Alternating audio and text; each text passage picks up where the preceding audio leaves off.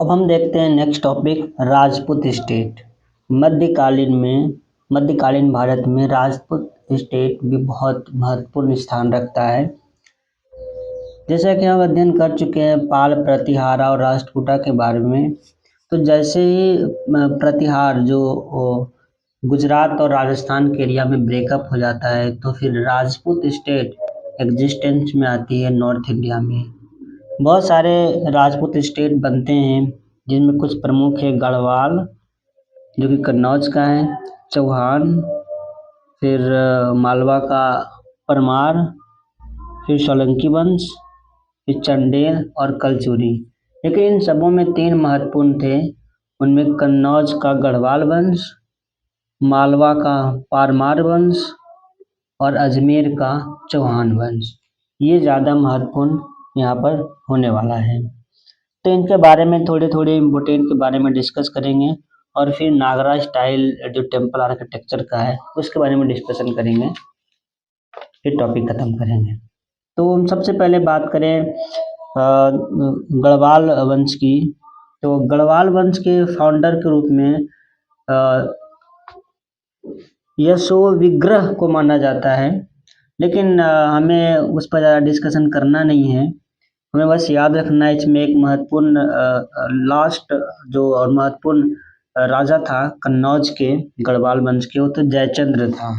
क्योंकि जयचंद्र को लेकर के इतिहास में काफ़ी बातें करी गई हैं और ये पृथ्वीराज चौहान जो पृथ्वीराज थर्ड थे उसके कंटेम्प्रेरी है। और इसके बारे में बहुत कुछ ये है कि जयचंद्र को मोहम्मद गौरी ने हरा दिया था 1194 में चंदावर के युद्ध में। फिर नेक्स्ट देखते हैं हम चौहान वंश में बहुत सारे राजा आए, लेकिन सबसे महत्वपूर्ण राजा जिसके बारे में डिस्कस करेंगे वो होगा पृथ्वीराज थर्ड, जो 1177 से लेकर के 1192 के बीच में इसका शासन काल रहता है। और इसका जयचंद्र के साथ जो कन्नौज के जयचंद्र थे इनके साथ फ्रेंडली रिलेशनशिप नहीं था। इसके साथ युद्ध भी हुए हैं क्योंकि इसके साथ दुश्मनी था, है ना। तो ऐसा ही कहा जाता है कि जयचंद्र ने एक स्वयंवर ऑर्गेनाइज किया था अपनी बेटी की शादी के लिए, और उसकी बेटी का नाम था संयोगिता।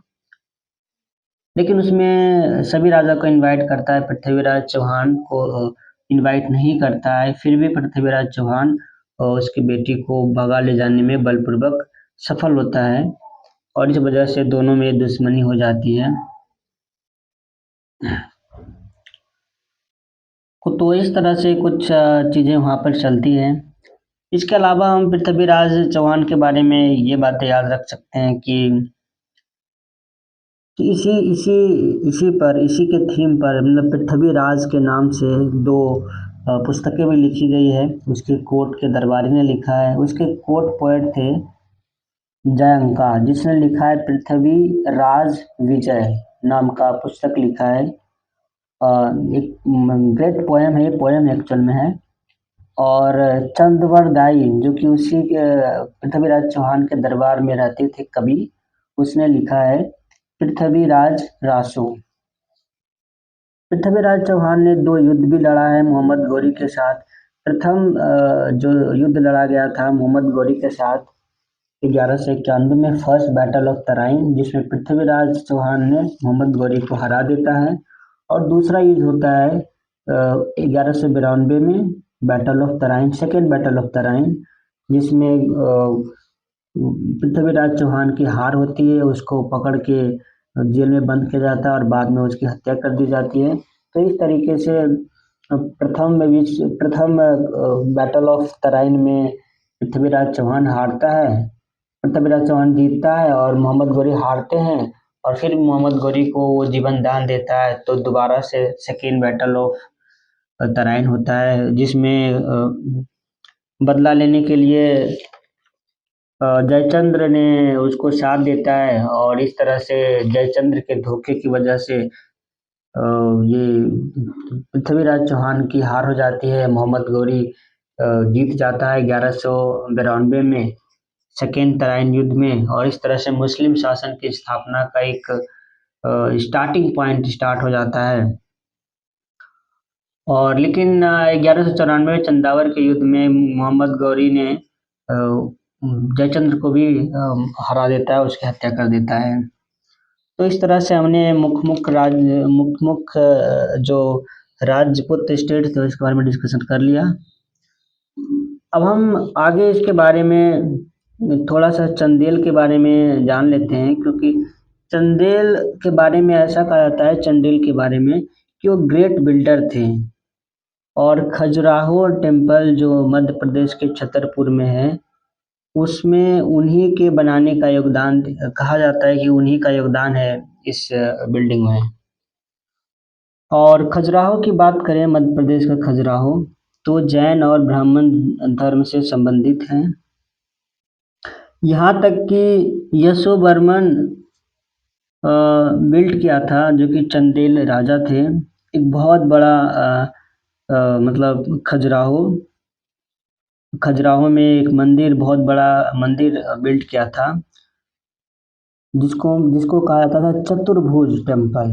तो चतुर्भुज टेम्पल खजुराहो में बहुत विशाल है, जिसको चंदेल राजा यशोवर्मन ने बनवाया था।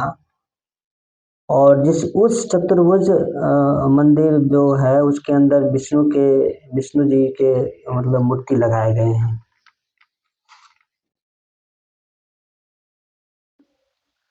थोड़ी सी बात हम कलचुरी वंश की भी कर लेते हैं।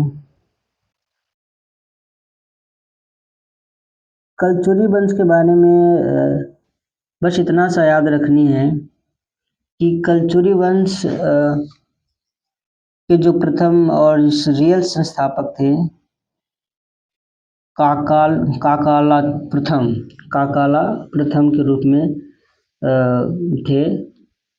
और इसके एक फेमस पोएट राजशेखर इसके दरबारी थे। और ये कलचुरी वंश की जो राजधानी थी त्रिपुरी, जो कि मध्य प्रदेश के जबलपुर के नज़दीक में पड़ता है ये। अब हम बात कर लेते हैं नागरा स्टाइल टेम्पल की। तो देखिए, जब हम बात करें 10th और 12th सेंचुरी के बीच की, तो इस टाइम पीरियड में जो नॉर्थ इंडिया में बिल्डिंग एक्टिविटी की बात किया जाए, स्पेशली टेम्पल की, तो अपने क्लाइमेक्स में था। यहाँ बहुत सारे मंदिरों का निर्माण हो रहे थे 10वीं से 12वीं सेंचुरी के बीच में नॉर्थ इंडिया में। और टेम्पल कंस्ट्रक्शन का जो स्टाइल था, जो कि प्रोमिनेंस में आया नॉर्थ इंडिया में, उसको नागरा स्टाइल कहा गया। और साउथ इंडिया में हम जैसा कि पता है टेम्पल आर्किटेक्चर को स्टाइल को कहते हैं द्रविड़। इसमें बहुत सारे आप एग्जाम्पल देख सकते हो, जैसे खजुराहो मध्य प्रदेश का जो है वो इसी नागरा स्टाइल से बनाया गया है। साथ में उड़ीसा में बहुत सारे मंदिर हैं, जैसे लिंगराज मंदिर उड़ीसा के भुवनेश्वर में देखने को मिलता है। 11वीं सेंचुरी का ये मंदिर है, लिंगराज मंदिर, शिव भगवान को समर्पित। और साथ में सन टेम्पल जो कोणार्क में है उड़ीसा में, 13वीं शताब्दी का, ये भी इसी नागरा स्टाइल का बना हुआ टेम्पल आर्किटेक्चर है। और इसके अलावा जगन्नाथ मंदिर जो पुरी में है, उड़ीसा के पुरी में, वो भी इसी स्टाइल का मतलब टेम्पल है। तो इस तरह से हमने ऑलमोस्ट सारे पॉइंट खत्म कर लिए।